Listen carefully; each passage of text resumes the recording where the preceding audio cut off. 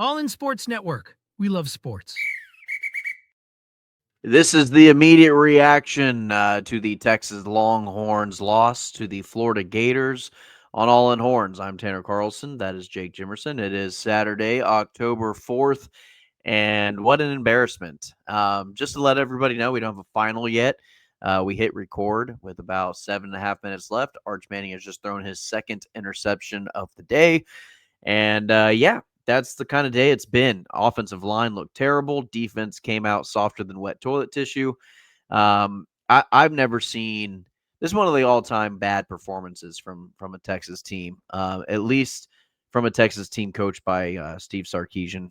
This goes down as a Arkansas-style game. It feels that way. I've yet to see a team with this coaching staff play this poorly. Got a lot of questions about PK, a lot of questions about Coach Flood. And yeah, I mean, the offense can't function with an offensive line that plays like that. The team can't win with special teams and defense playing that softly. Arch, I thought played well, but definitely has a lot to work on. But you got to help out a young quarterback in a hostile environment with a running game and an offensive line. So It's an incomplete grade. It all goes intertwined with one another. It's an incomplete grade for Arch. It wouldn't be fair to say he played bad in this game. It just wouldn't be. His worst missed throw was, I guess other than the couple interceptions, at that point you're just pressing to try to, because you got to go. Yeah, he's just going down the field at this point. Yeah. Was the missed touchdown pass in the first half where he was also getting hit. But then again, he was getting hit on every play. I was gonna say it seemed as though it was every play he at least got hit. Now, is that him holding on to the ball a half second too long? Possibly. Maybe some of it, but the pressure's pretty immediate on the majority of the snaps. I mean, this is the worst offensive line play we've seen since 2021. That's just, call it as you see it. That's what it is. And I don't really have questions about PK. I'm not going to throw him under the bus after the first bad defensive game we've seen in 2 years. 2.5 years, or really since the Washington game. I mean, maybe you could say the Clemson game, Arizona State game, but those games were. Yeah. I wouldn't. Playoffs are different caliber of. Yeah, grading. I'm not gonna sit there. They won the football games, and but. The defense was bad this game, but I'm not going to ask questions about PK. I mean, if the defense plays this bad the rest of the year with the talent they have, absolutely I will. But definitely not ready to question PK yet. Kyle Flood, I'm ready to have a real conversation about, because what has he done at Tech? Kelvin Banks was just as good of a player his true freshman year as he was his last year. DJ Campbell has regressed. He's a 5-star bust at this point. Brandon Baker, he may be a true sophomore. He's a 5-star. He's terrible. He's a liability on the offensive line. I think they played 3 different guys at left guard today, at least 2, and bad all around. People thought Nick Brooks was looking better. He was getting beat almost every snap. After his first possession, he looked decent, and then after that, he looked horrible. Cole Hudson does not look like a center. I don't understand why they didn't try throwing in Robertson at center this game and just bump Hudson to left guard. They should be shuffling every possession until something works at this point. And Gooseby also isn't playing great. They had a whole bye week to figure this offensive line shit out. Like, they just had a whole extra week to figure something out against this Florida defense. That, I mean. Yeah, you and we talked about it for the last 2 weeks of how good this Florida defense is. It's not this good. It's not this good to where you're hitting the quarterback on every drop back. They're solid, but I mean to not or not able to get more than 1 yard on a standard run. Arch Manning was all the running yards today. I was going to say what I mean. I'll go to and Sark just gave up on the run, and honestly, it was the right move by Sark. What's the point in fact, Sark's been criticized a lot in the past for trying to stick to the run too much in games like this. He abandoned it, and he really had no choice. Yeah, you had Arch Manning, 58 rushing yards. Trey Wisner on 7 attempts, 13 yards rushing, 1.9 yards attempt. And Arch Manning's big, his 58 yards came on 36 on a single carry on a long of 36. So Now, to be fair, sack yardage does count against rushing yards in yeah. college. And I'm the not thing sure is he exactly. didn't really get like sacked like a ton. I mean, he got sacked enough, He did a but pretty good job of avoiding sacks, right. I honestly. mean, Florida's tallied 4 sacks, and some of those sacks I think were for a yard loss, 2 yards lost because Manning was able to kind of step up into the pocket, at least salvage something on those. But man, here's my overall takeaway on the full season, because this is a full season scope. Because Texas didn't look good against UTEP, didn't look good against San Jose State. They've only looked good against literally one of the worst teams in all of college football. And at the end of the day, Jake, I just don't think that this team is as talented as we thought they were. I mean, at the end of the day, like I don't think Ryan Wingo is as like we saw a little bit of him last year. We didn't really get a full season scale. We got a full season's worth, but he wasn't the primary guy. He wasn't wide receiver 1 last year by any stretch of the imagination. I just don't think maybe Ryan Wingo is just maybe not that good, or he just isn't developing into the player that maybe we thought he was going to develop in. I don't know if Trey Wisner is that great. Maybe it was more so the offensive line from last year's team that opened things up. I just don't necessarily know if this team is nearly as talented as we thought it was 5-6 weeks ago going into the season. And that the defense is the weird part for me, because this was a really bad game from the defense. Now, we haven't seen bad performances from this defense very often, but I mean, Jelani McDonald was terrible. That touchdown pass to Dallas Wilson was just horrendous. Kobe Black looked like a middle schooler going up against an NFL caliber wide receiver, just getting just demolished off the line of scrimmage. That was embarrassing. Defensive line got pushed around. Linebackers shot wrong gaps all game long at the point of attack. Just nothing good came from the defense. Now, again, like you said earlier, this was kind of like, flash in the pan from the defense in terms of this just maybe an outlier. But I'm seriously considering that this team just isn't nearly as talented as maybe we thought they were, or haven't been developed as well as we thought they were. Especially on the offensive end. Going into the season. Right. Yeah, because I said the offensive line was the biggest question mark. I did not think they would look this bad at this point in the season. Yeah. So like our questions for the offensive line, Jake, were amplified in terms of their issues of not being good. Like we thought we had some questions about it going into this year. They've surpassed those questions into now real concerns, and like overly like past the point of where our questions were during the offseason. Yeah, I mean, I thought Cole Hudson would be a lot better than he's been. I thought DJ Campbell would be a Gooseby would be better type of lineman. I mean, Goosby's been the best out of the offensive line, but he's not been what you would have expected from Trevor Goosby. I thought Goosby, Hudson, and Campbell would be a really solid core, and then you figure out left guard and right tackle as it goes on. Goosby's been pretty good. He very rarely, whenever I'm watching them get beat, which is every play, is it Goosby that's getting beat.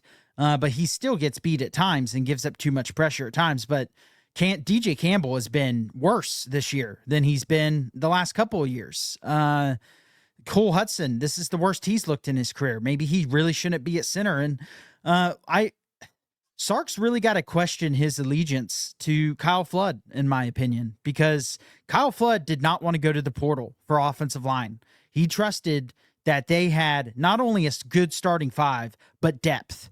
They have neither. And that is a bad evaluation by Kyle Flood and by Sarkisian. Sarkisian can get heat there as well because he's at practice too. But I think Sarkisian has a heavy allegiance to Kyle Flood. In fact, we know he does. And I think he really has to start questioning that, because your offensive line was really good last year, but they also hurt you a lot in games against, Ohio State and in games against Georgia. And this year, it's not only can you not beat up good fronts, but they haven't looked good against bad fronts.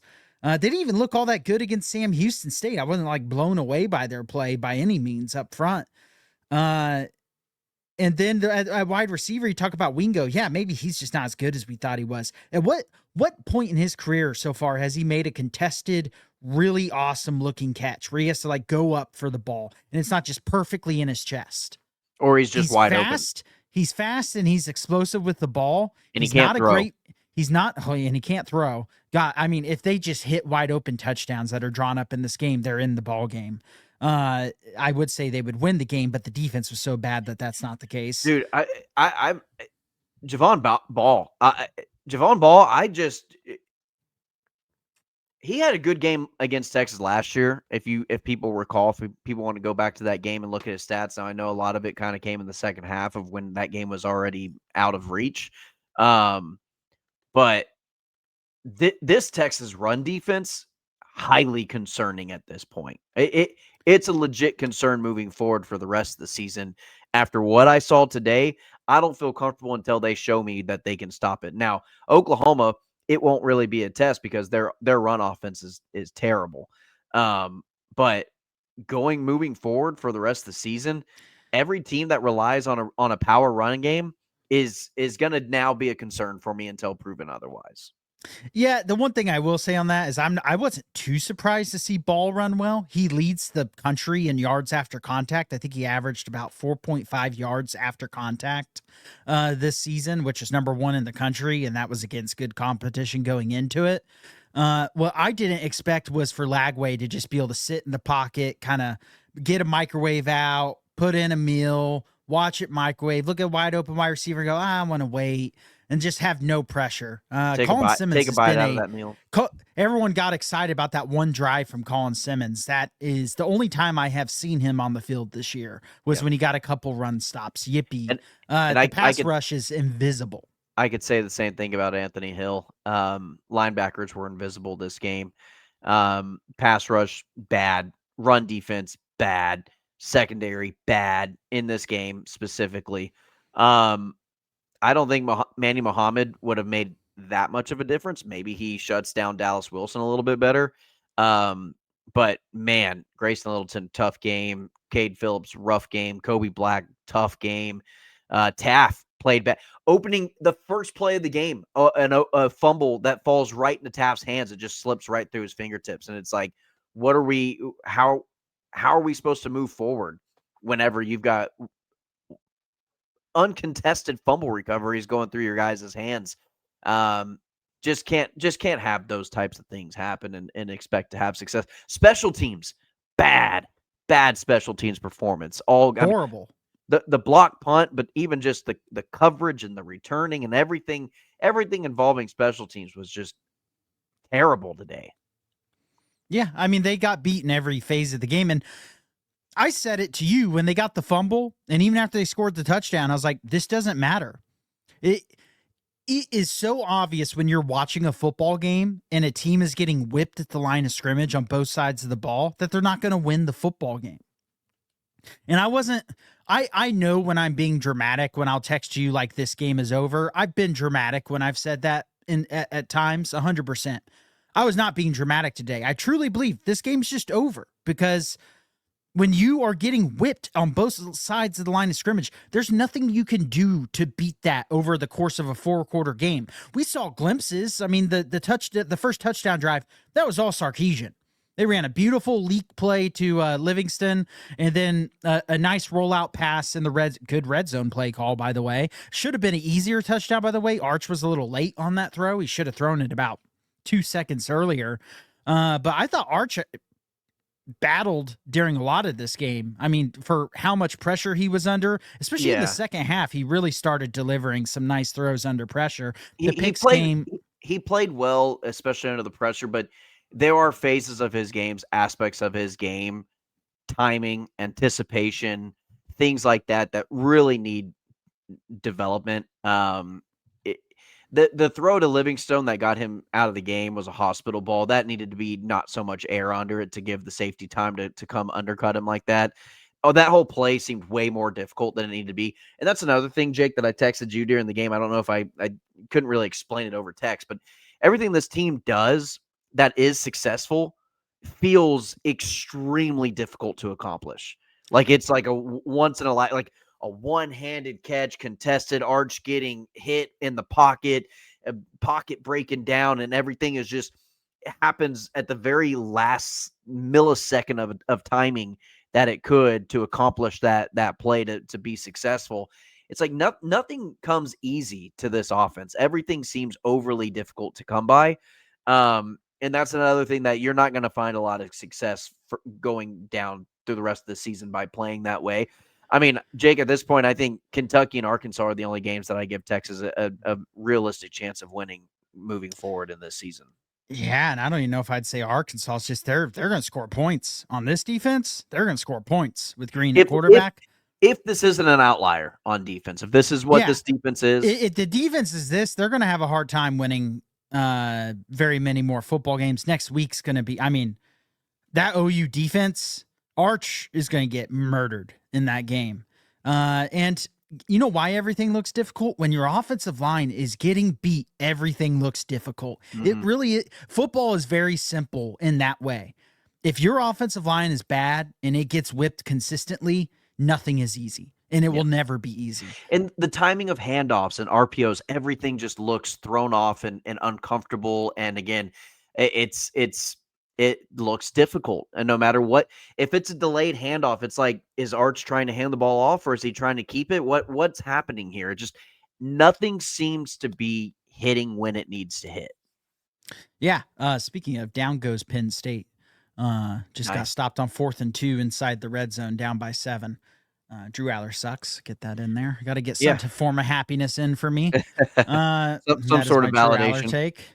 But yeah, and also everything feels difficult whenever you consistently this season have had wide open touchdown opportunities, wide open missed. How many wide open touchdowns have been missed this year? 10?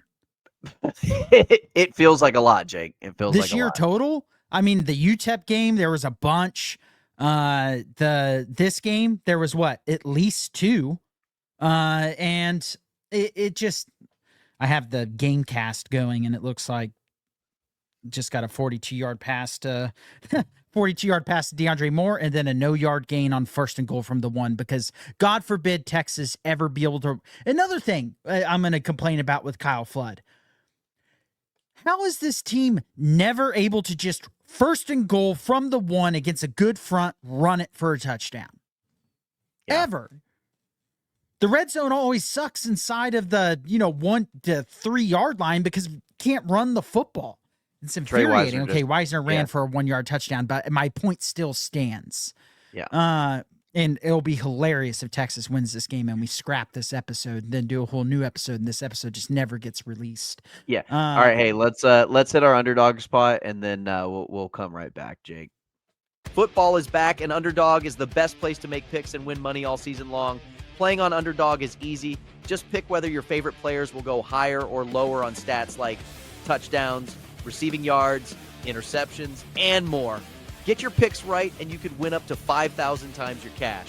You can play with as little as $1. Download the app today and sign up with promo code HORNS to score $50 in bonus funds when you play your first $5. That's promo code HORNS. Millions of fans have already won billions making picks on Underdog. Will you be next? Underdog, make picks, win money.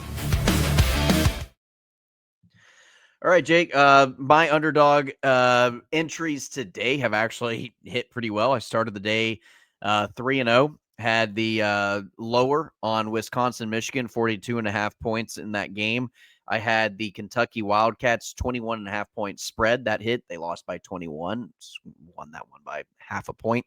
And then also the lower on the 49.5 Kentucky Georgia game as well. So 3-0 started the day, and my big entries with either it came from the Texas game. Texas game was out of reach from the moment that game was kicked off. And then I've got one in the works right now. I need Diego Pavia to get about 50 more yards total, whether that be passing or rushing, and then I will hit the Alabama Vanderbilt entry that I've got as well. But relying on him to convert this 4th and 5 to continue the game is crucial in that one hitting. So anyway, Jake, how are you doing today? Anything? I have some stuff for later this evening with Florida State game but I did not have any on this. I didn't throw anything on the Texas because I just didn't know what to expect from the offense, and I didn't feel comfortable putting numbers in. And at this point, I don't like putting anything on Texas games because it just makes it more frustrating. And I knew I wasn't fully confident in this game, and that's why I had it at what, like I think I had Texas winning by 3. But yeah, we'll see how I do on Underdog this evening. Hopefully I'm able to at least drown my tears from this Texas game with some cash from my entries in Underdog later on. Yeah, Pavia just throws an interception on 4th and 5. There was a flag on the play, but I think there was multiple flags. I think it's all coming up against Vanderbilt, and it's just going to be Alabama running the ball out. So, yeah, I've also got Mississippi State winning outright against A&M. That's another big one that I've got coming up this evening, and then I've got got an entry on Florida State, Miami. So we'll see how that plays out. But all right, we'll be right back. Must be 18 and up. 19 and up in Alabama, Nebraska, 19 and up, and in Colorado for some games, 21 and up in Arizona, Massachusetts, and Virginia, and must be present in a state where Underdog Fantasy operates. Terms apply. Offer not valid in Maryland, Michigan, Ohio, and Pennsylvania. Concerned with your play? Call 1-800-GAMBLER or visit www.ncpgambling.org. In New York, call the 24/7 HOPE line at 1-877-8-HOPE-NY or text HOPE-NY. That's 467-369. I'm alive. Holding penalty against Alabama defensively, and then an unsportsmanlike conduct penalty against Vanderbilt. Replay the down. And so we still have some offensive potential for Diego Pavia. Yeah, that game a defensive battle as we all expected. As we all expected, Alabama and Vanderbilt just struggling to get points on on the board there. So actually it was 1st and 10. So Pavia still has the length of the field to get at least like 50 yards to capture in my entry for Underdog. So Jake, what were we talking about? Texas, Florida. I know Texas had just scored 21-29 whenever we turned that game off. And the defense isn't going to get a stop. It's just 5 yards a carry minimum. Yeah. If you had told me at the start of the game Texas is going to score 21, I would have told you, oh, that's actually more than I predicted them to score, by the way. 25 carries, 107 yards, 4.5 carries, 4.5 yards per carry, and a touchdown for Jaden Ball. And it's very much just been 4 or 5 yards every single carry. He's had very little. I don't think he's had a single negative gain, and very little 1 to 2 yard runs. As long as 16, and so everything else, it feels like it's actually been 4 to 5 yards per carry. Yeah, I mean, just that one drive where Colin Simmons played football for the first time and only time this whole season for Texas was the only drive where we saw him actually get stopped. But now when it matters, it looks like he's just going to go, right down the gut and drain out the clock and not even give the Texas offense actually a chance that would be to tie the game. Yeah. But yeah, I mean, Jake, the makeup would you of have this gone team for 2 earlier? Yeah, but it doesn't really matter. It doesn't. If you don't get it there, I guess you would say you would onside kick it. You're not going to get that anyways. Yeah. I would have, yes. I also I don't care that much in these situations. I don't think it came what, midway through the third, early in the third. So it's like, it's not game changing. You have plenty of football to get that 2-point conversion later. And the one in the third quarter, I understand more than this past one. This past one, I think you go ahead and do it because then know if you need to onside kick it or not, because you're not going to get the ball back twice with no timeouts left. The first one, I actually am fine with kicking it there. I know the analytics say, but you know what? I see a bad offensive line that I don't trust to get you 3 yards, where Florida could literally just send 4 and go, you're not going to run the ball for 2-point conversion.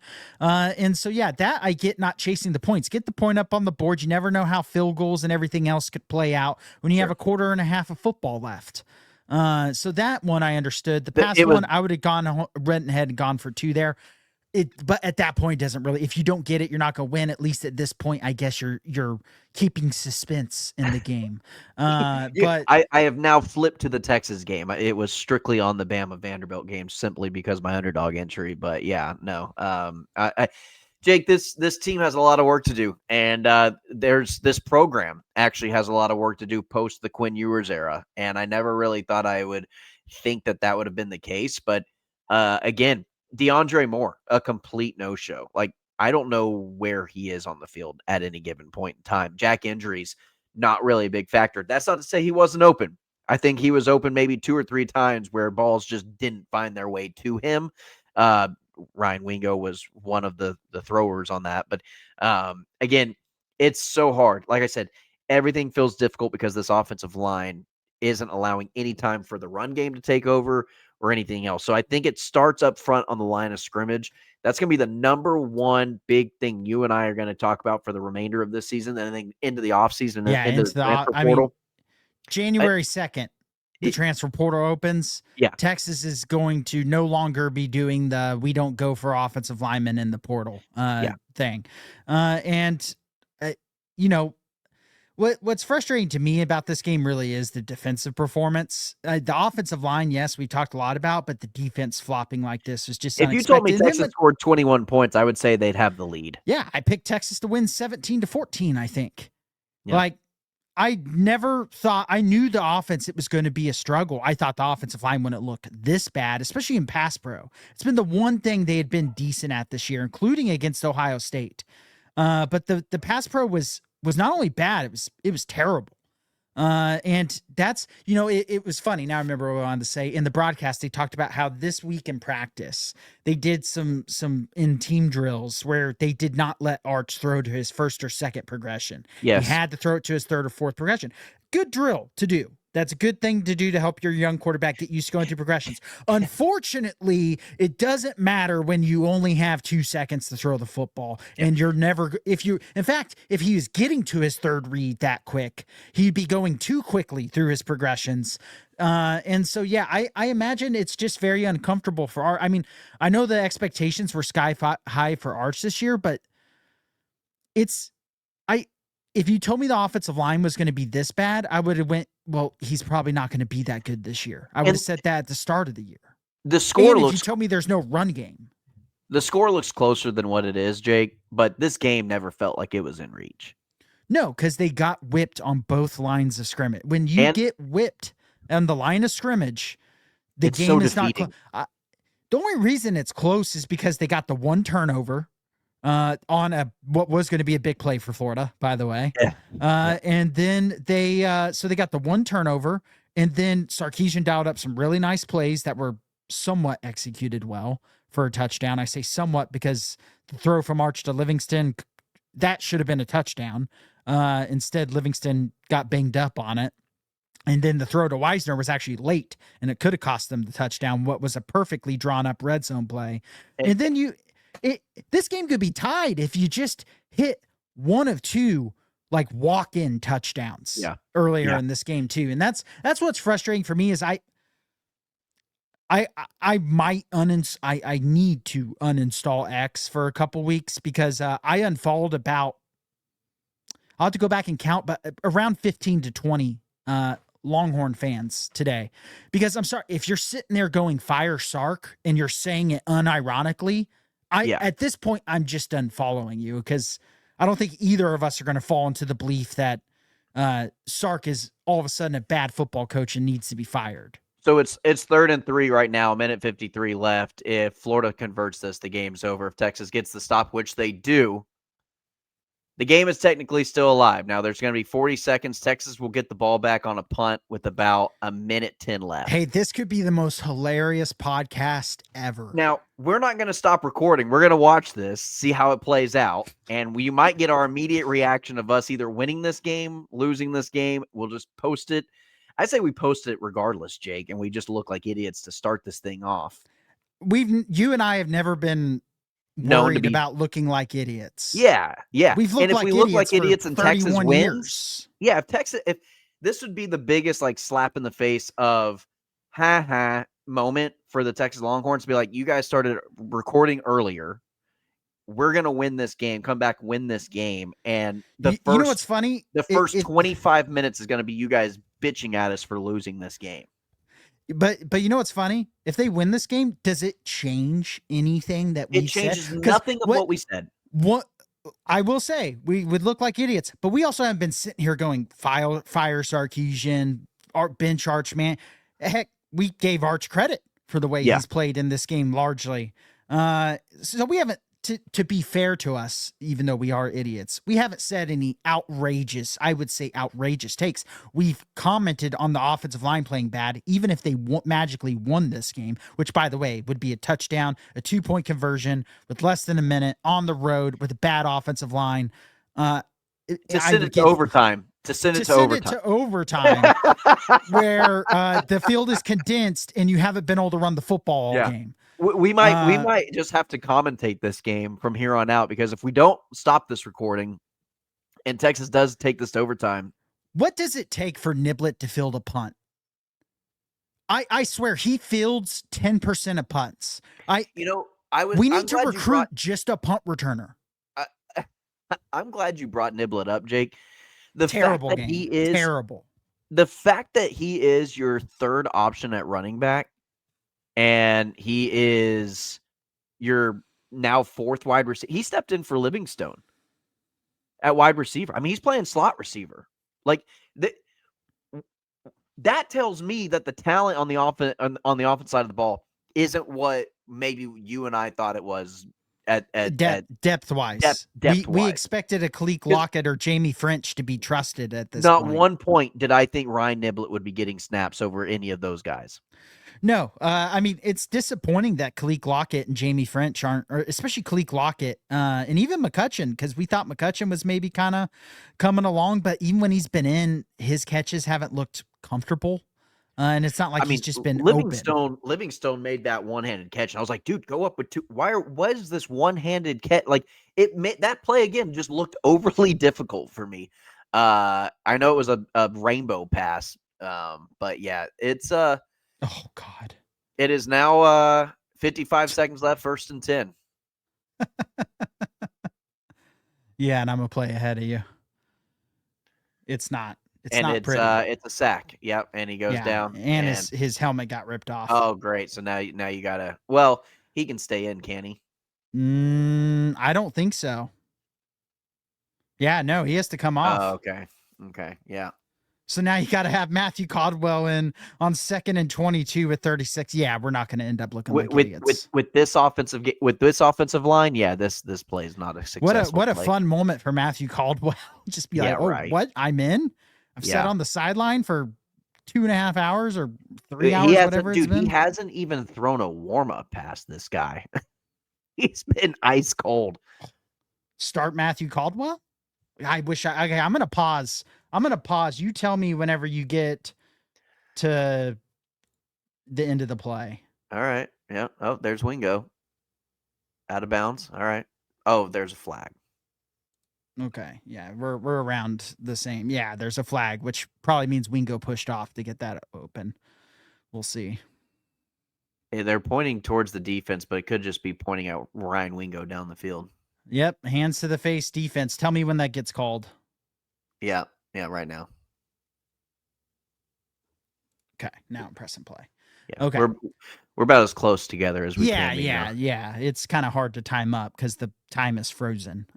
This is going to be a fun podcast. For anybody who's stuck with us this long and is like already knows the outcome of this, it's either going to be it's going to be very climactic or very anticlimactic at this point. If they're still watching and Texas does in fact lose this game, they're not still watching. Unless they just want to see if we blow up or something. I'll let everybody know if this game ends up Texas not taking this to overtime or whatever it is, then we're going to stop this recording as soon as the game is over. Like there's nothing else to really talk about. So no, again, like I said, even if Texas somehow miraculously won this game, does it really change?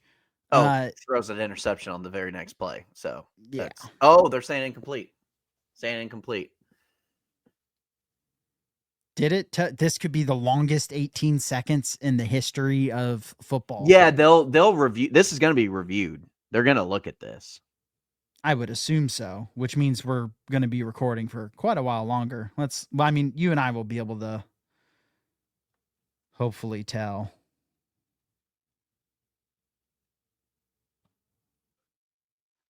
Oh, that's an And incomplete. oh yeah, that's incomplete. That's incomplete. Yeah, that So wasn't we'll have even, another shot at it. yeah, that wasn't even close to Yeah. a pick.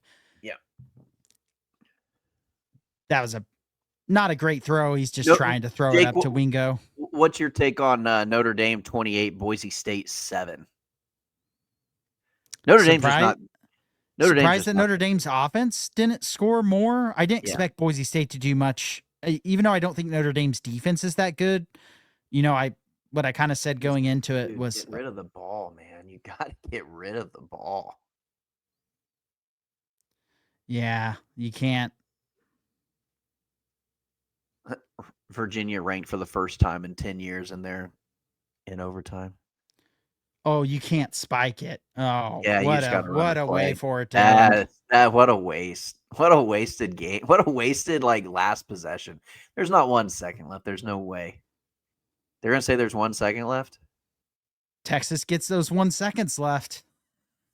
Nebraska fans PTSD. Yeah, if they're by any chance that there's a Nebraska fan playing watching this right now. They have their own problems in Lincoln. Yeah, they're gonna review this. this. Now we got to review. I'm pretty sure there's not a second left. Yeah, no chance. There's no no chance. Yeah, no. Game's over. All right. Yeah. Well, so Texas officially loses. Yeah, there's your final. But again, Jake, it never felt like Texas was in this game to win it. The fact Texas had this felt much less close than the Ohio State game. Yeah. Yeah, for sure. Much less close. Texas had a semblance of in fact, if they had the run game they had against Ohio State in this game, they probably have a pretty good chance to win. Because Arch was much better than he was in the in the Ohio State game. But that Texas opens up SEC play 0-1, and they've got Oklahoma next week. So and that's not going to get any better for that offensive line. Nope. That's going to be the best front they play all year. Is next. We said the next 2 weeks were the two best fronts this offensive line was going to have to play the rest of the year. I still think that's true. I know I don't think Georgia's front is as near as good as they were last year, and I don't think they're as good as Florida or Oklahoma up front, especially Oklahoma. And I don't think they're as good as Florida up front either. But OU's a different level than even Florida, and it's going to be ugly because I don't know how game plan wise you can even go into that game and go, should I even hand the ball off once? What's the point? You're going to get -2 yards every time you hand it off. The problem is the run game and the lack of the ability to even resemble some kind of run game with your running backs. And then a lack of pass pro when you do throw it. That's showing up now when you play a really good front. If you're Oklahoma, you look at this film that you're going to get from the Florida game, and you're going to say, we're going to send delayed blitzes, and we're just going to pass rush and just bum rush this offensive line. And swim move. We're just going to do swim moves. Yeah. Every swim move just makes this you would think they've never seen a swim move in their entire career playing offensive line. And yeah, I mean, if you're OU, I sit there and go, do we even want to bring Mateer back if he can? Or do you just play it safe and wait? You're going to have to score 7 points to win that game. Because their defense is legit. I don't see how this offense is going to move the ball against them. Yeah, Michael Hawkins, Jake, is going to have to essentially do what he did against Kent State, 14 of 24, 162 yards to win against Texas. He might be able to do worse than that and win, honestly, at least yardage wise. I just don't. Early preview of OU.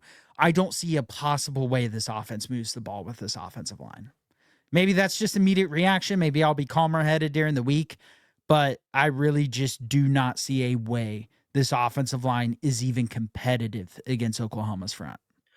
No, I can tell you right now, I'm choosing Texas to lose that Oklahoma game. My mind's not going to change from now on. No, my mind's not going to change on that because it's going to take just so minimal from just looking at paths to victory. so many more ways for OU to win this game. Yeah. Than especially now that Texas's defense has showed weaknesses through the air and the ground. Yeah. I mean, UPS, FedEx were delivering through ground and air against this defense today. Yeah. I said Florida answered the call. Texas let it go to voicemail. That was my consensus on this game. There were a lot of calls to action, and Florida answered that call, and Texas did not. Texas had no answer for it. Texas had no business having a drive to potentially tie it as is. And guess what happened on that drive? Arch did hold on. I would actually put more blame on Arch for that last drive than any of the other drives, just because he did hold on to the ball too long, and you can't take a sack there. But it's not gonna matter with this. It's like with the Cowboys, it's not gonna matter because their defense is so bad. Yeah. This offensive line is so bad that they're not going to make. I mean, there's just no way they even compete to make a playoff spot with this offensive line. Yep. All right, Jake, that's going to do it. Let's wrap up the show, get this posted, and be on our merry way. We will come out with episodes starting on Tuesday. Get ready for the Red River Shootout. And that's Jake Jimerson. I'm Tanner Carlson. As always, ladies and gentlemen, hook 'em. All in Sports Network. We love sports.